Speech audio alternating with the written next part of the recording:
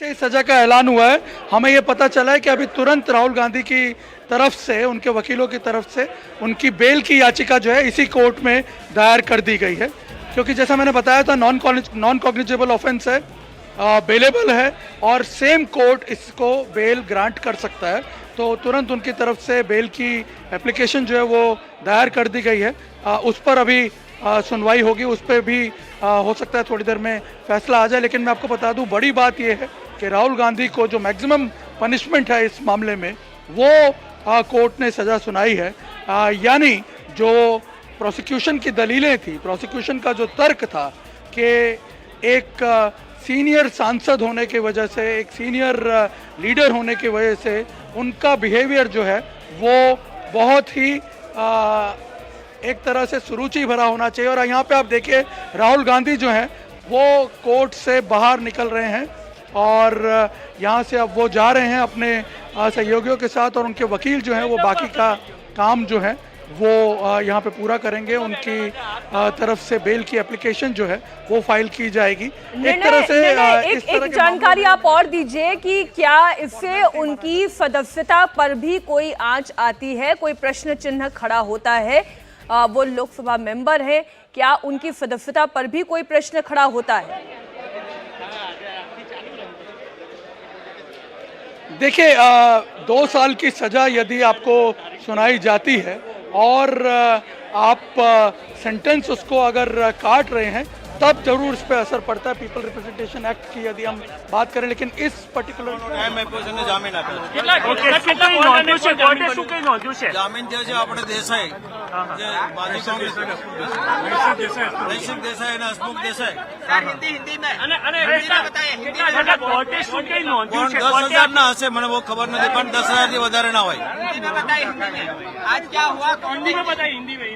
आज का राहुल जी को आईपीसी के कलम 490 ने और 500 के नीचे सजा सुनाई गई है, उसको कन्विक्शन कर दिया है और 2 साल की सजा फरमाई गई है।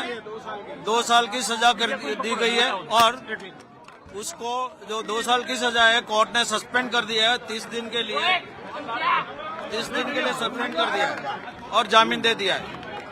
तो जामीन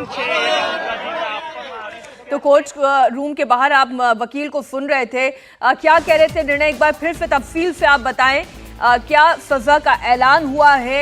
आगे अब next course of action Congress का क्या रहेगा? निर्णय 30 दिन के सस्पेंशन की भी बात थी, उसके बारे में भी समझाइए।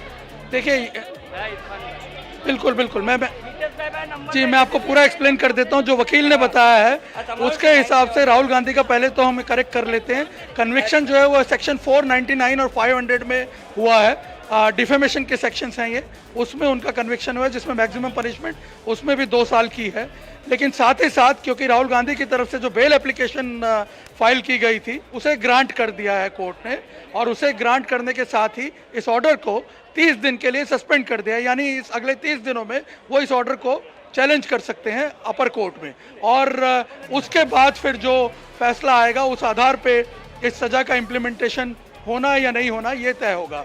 क्योंकि आप जब बात कर रही थी उनकी सदस्यता को लेकर के, तो मैं बता रहा था कि ये एक लंबा प्रोसेस है। अब जैसे कि कोर्ट ने उनके ऑर्डर को 30 दिन के लिए सस्पेंड कर दिया है, तो ऐसे में उनके पास ये 30 दिन का समय है ऊपरी अदालत में इस ऑर्डर को चैलेंज करने का, और फिर उस पर कार्रवाई होगी। जब वो उसे अपील करेगा और सज़ा सही में इम्प्लीमेंट होगी तब जाकर के पीपल रिप्रेजेंटेशन एक्ट जो है वो अमल में आएगा। यानी अभी उसकी पॉसिबिलिटी यहाँ पे नहीं दिख रही है, क्योंकि राहुल गांधी को कोर्ट से सजा तो हुई है लेकिन एक बड़ी राहत भी मिल गई है। मैं बिल्कुल इसी सवाल के साथ आपके पास आना चाह रही थी निर्णय की इंडिया टीवी हर वक्त हर जगह डाउनलोड करने के लिए सर्च करें India TV news Google play store या ऐप स्टोर पर।